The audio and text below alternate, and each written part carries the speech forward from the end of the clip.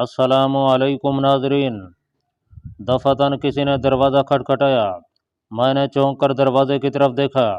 मुझे दो बातों का हर वक्त धड़का लगा रहता था। एक ये कि कहीं भारतीय इंटेलिजेंस का कोई आदमी मुझे गिरफ्तार करने ना आ जाए, और दूसरा ये कि कहीं अमृतसर का स्मगलर करौंडिया मेरी तलाश में इधर ना निकले। बाहर से होटल के वेटर की आवाज़ है, सर मैं होटल बॉय हूँ, हीटर लाया हूँ। मैंने दरवाज़ा खोल दिया। होटल बॉय अंदर आया तो उसके हाथ में बिजली का डबल रॉड वाला हीटर था। सर मैडम ने कहा है आपके कमरे में लगा दूँ।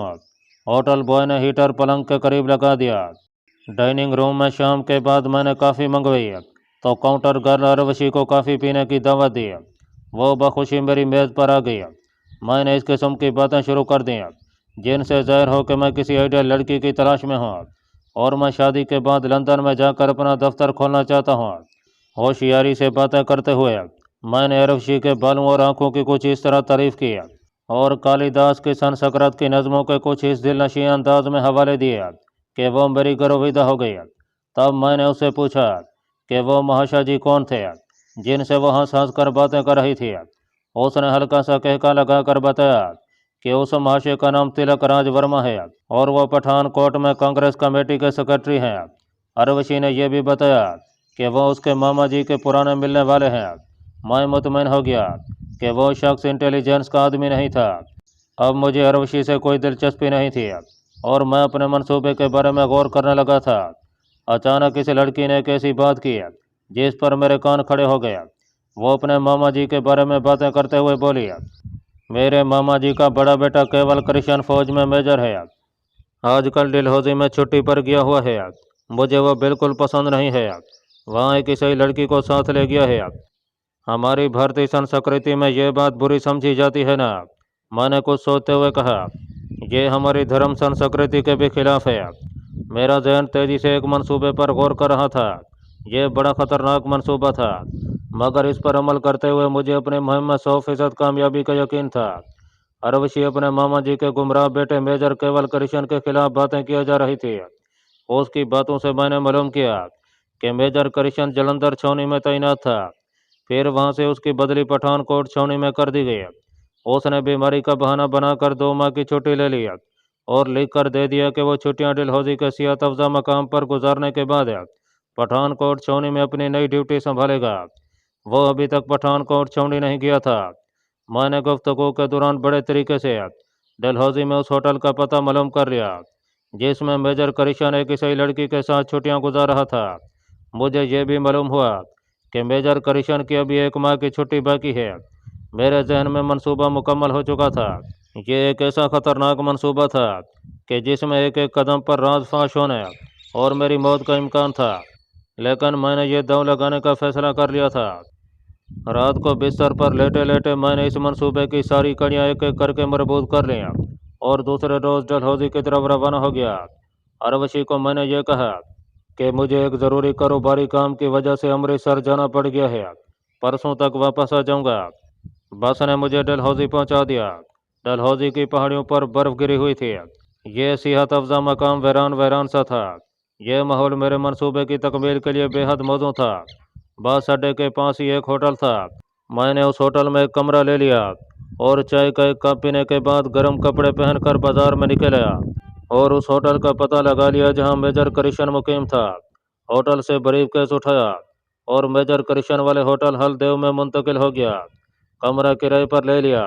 मेजर कृष्ण के कमरे का नंबर 5 था, जबकि मुझे 11 नंबर मिला था। दोनों कमरे दूसरी मंजिल पर थे। दोपहर 2 बजे मैं खाने के बाद अपने कमरे में लेटा बाज अहम अमूर पर गौर कर रहा था, क्योंकि मेरे मंसूबे की बाज कड़ियाँ अभी तक नामुकम्मल थीं। उनकी तकमील का तकाजा था कि मैं मंसूबे के गर्दाब में कूद जाऊँ। इस तरह वो कड़ियाँ खुद ब खुद आपस में मिल जाती हैं। दोपहर की चाय पीकर मैं 2-3 बार मेजर कृष्ण के कमरे के सामने से गुजरा। उसका दरवाज़ा बंद था। मैं नीचे लॉबी में चला गया और सोफे पर बैठकर हिंदी का अखबार पढ़ने लगा। थोड़ी देर बाद एक खुशपोश जोड़ा सीढ़ियाँ उतरकर काउंटर की तरफ आया। काउंटर पर जो आदमी खड़ा था उसने मुस्कुराकर उनका खैर मकदम किया। गुड इवनिंग मेजर, आज शायद रात को बर्फ़ पड़ेगी। मैंने गोशाई चश्म से इस जोड़े का जायजा लिया। लड़की का रंग सांवला था, शक्ल सूरत से ही सही लगती थी। उसका साथी मेरे कद काट का एक खुश शक्ल जवान था। उसने मुस्कुराते हुए चाबी काउंटरमैन की तरफ बढ़ा दिया और बोला, हम स्नो पॉइंट तक चक्कर लगाने जाते हैं। नाजरीन, ये खुश शक्ल और खुश पोज जोड़ा होटल से चला गया तो मैं भी अखबार एक तरफ रख कर उठा और काउंटरमैन से एक फ़ोन कॉल के बारे में बातें करने लगा। मैंने उसे बताया कि दिल्ली से मेरी एक कॉल आने वाली है। फिर मैंने थोड़ी ही देर बाद पता चला लिया कि ये जो खुश शक्ल जवान एक लड़की के साथ अभी अभी बहर गया है, इसका नाम मेजर करिशन है और अपनी सही बीवी के साथ हनीमून मनाने आया हुआ है। मेजर करिशन ने यहाँ झूठ बोला था और इस ही लड़की को अपनी बीवी जाहिर किया था, जबकि मुझे डलहौजी वाली अरवशी ने बताया था कि मेजर करिशन अपनी एक दोस्त लड़की को लेकर डलहौजी 2 माह की छुट्टियां गुजारने गया हुआ है। मैंने एक सोची समझी स्कीम के तहत होटल के बार रूम में जाकर मशरूब की एक कीमती बोतल खरीदी और उसे लिफाफे में लपेट कर वहीं खिड़की के पास बैठकर एक फैशन मैगजीन देखने लगा। निसफ घंटे बाद मुझे दूर सड़क पर पहाड़ी जंगलों की तरफ से मेजर करिशन अपनी दोस्त के साथ आता दिखाई दिया। मैं इस लम्हे का इंतज़ार कर रहा था। मैं आहिस्ता से उठा और ऊपर वाली मंजिल के बरामदे में पहुंच गया। मैं सीधा अपने कमरे की तरफ गया जो बरामदे के कोने पर था। मैं एक तरफ खड़ा हो गया। मौसम सरमा के बायस अक्सर कमरे खाली पड़े थे, बरामदा भी खाली था। थोड़ी देर के बाद मैंने इसे लड़की और हिंदू मेजर के हल्के हल्के कह के सुने। मैं दीवार से अलग होकर आहिस्ता आहिस्ता उनके कमरे की तरफ बढ़ा। मशरूब की बोतल वाला लिफाफा मेरी बगल में था। मेजर करिशन अपनी दोस्त के साथ बरामदे में अपने कमरे की तरफ आ रहा था। उनके करीब से गुजरते हुए मैं जानबूझकर उसे टकरा गया और मशरूब की बोतल बगल से छोड़ दी। लिफाफा बरामदे के फर्श पर गिरा और बोतल टूट गई। आई एम सॉरी, मेजर मदरत का इजहार करते हुए झुका। मैंने लिफाफा में से टूटी हुई बोतल बाहर निकाली। मैं उसे दिखाना चाहता था कि मशरूब की बोतल बड़ी कीमती थी। मैंने मुस्कुरा कर कहा, कोई बात नहीं, नो प्रॉब्लम, डोंट वरी, मैं अभी मशरूब की नई बोतल मंगवाता हूँ।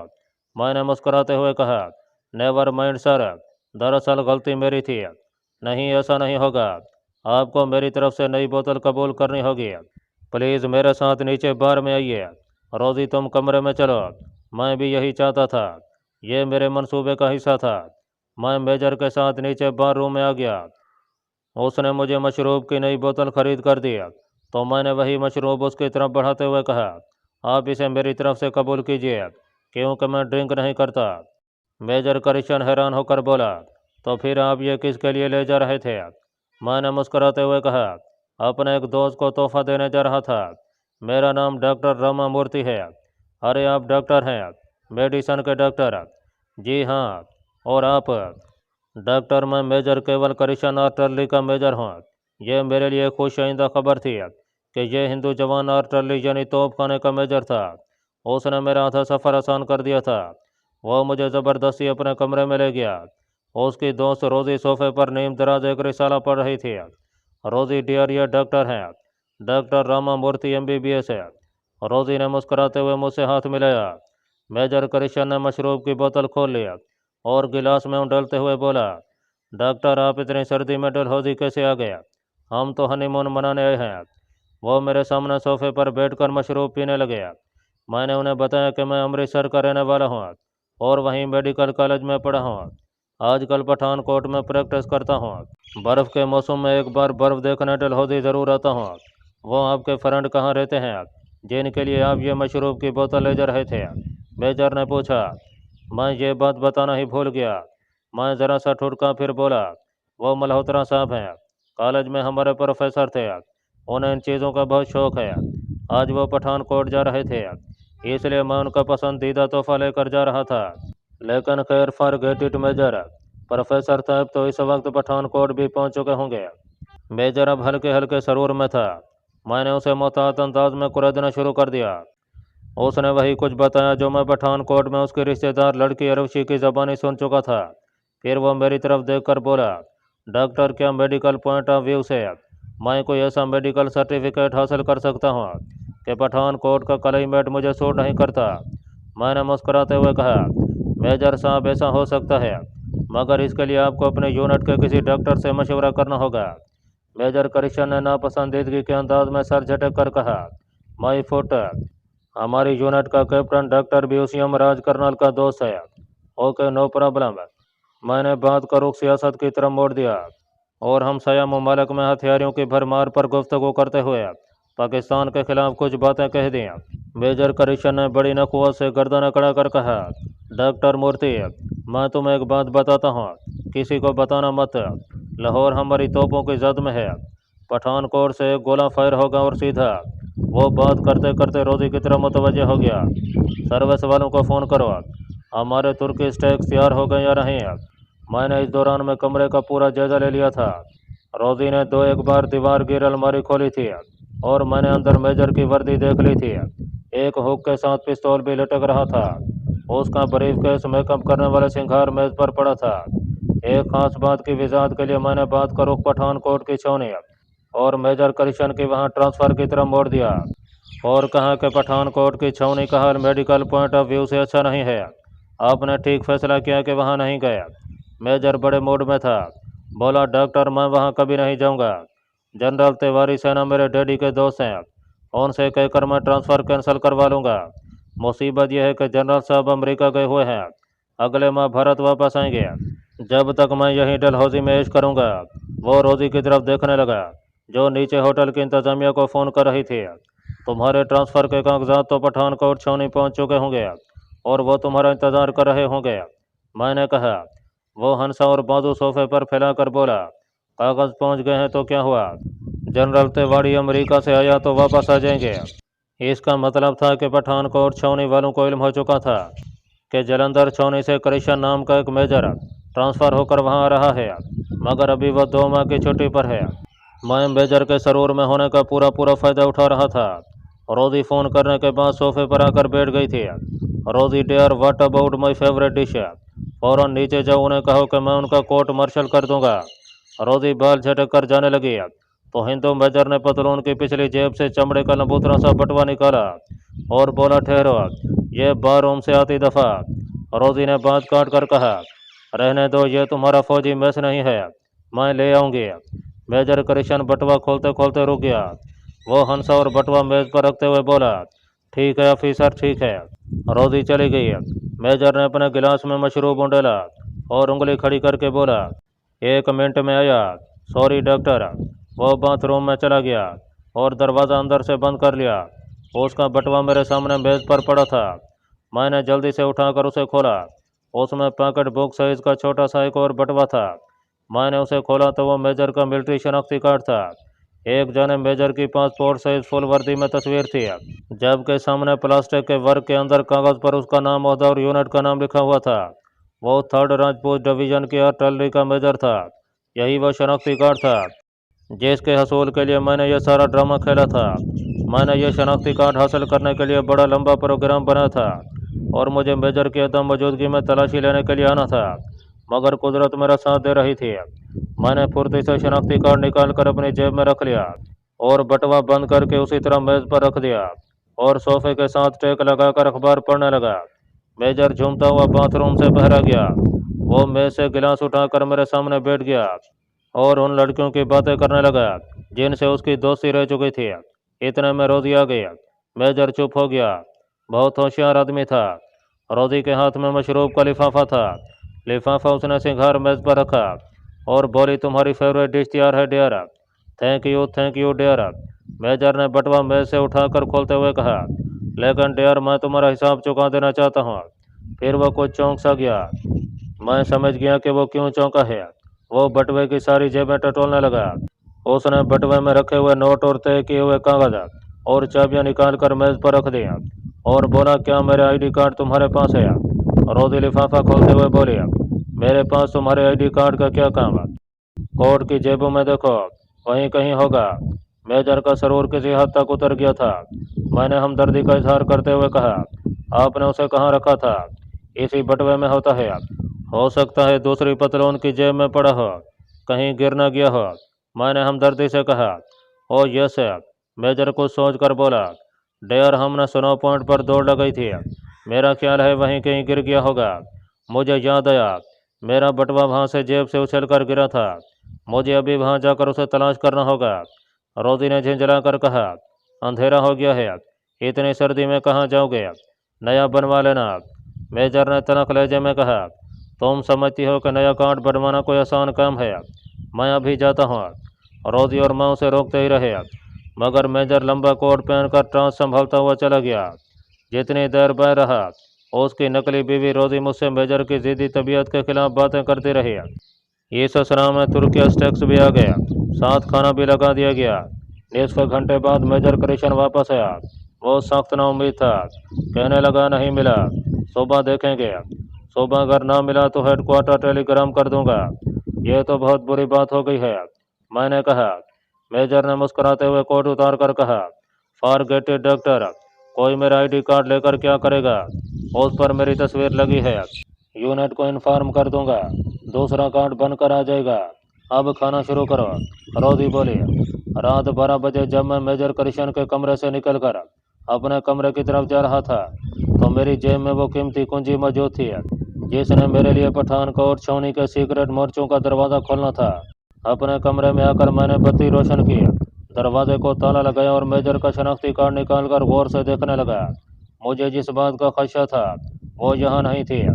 पासपोर्ट की तरह शनाख्ती कार्ड की तस्वीर पर तस्दीक करने वाले फौजी अफसर के दस्तखत नहीं थे, बल्कि ये दस्तखत तस्वीर के नीचे यूनिट की मोहर के ऊपर किए गए थे। ये दूसरी फतह थी। शनाख्ती कार्ड पर मेजर के नाम और रैंक के साथ बाएं रुखसार पर कान के करीब एक निस्वारी तिल के बारे में भी लिखा हुआ था, मगर मुझे इस सिलसिले में फिक्र करने की ज़रूरत नहीं थी। जब फौजी अफसर वर्दी में हो तो उसके रुखसार का तिल कोई नहीं देखता। मैंने शनाख्ती कार्ड पलंग के गद्दे के नीचे छुपा दिया और कपड़े बदल कर लेट गया। सुबह मेरे मिशन का दूसरा मरला शुरू होने वाला था। मुझे नींद नहीं आ रही थी, जहन में अजीब खदबदी होने लगी थी। कभी यूँ महसूस होता था जैसे अभी दरवाज़ा धड़ से खुलेगा और मेजर पिस्तौल तान कर दाखिल होगा और मुझे गरज कर कहेगा, खबरदार, अपनी जगह से मत हिलना, तुम पाकिस्तानी जासूस हो और मेरा आईडी कार्ड चुरा कर लाए हो। रात 2 बजे के करीब जाकर कहीं मेरी आंख लग गई।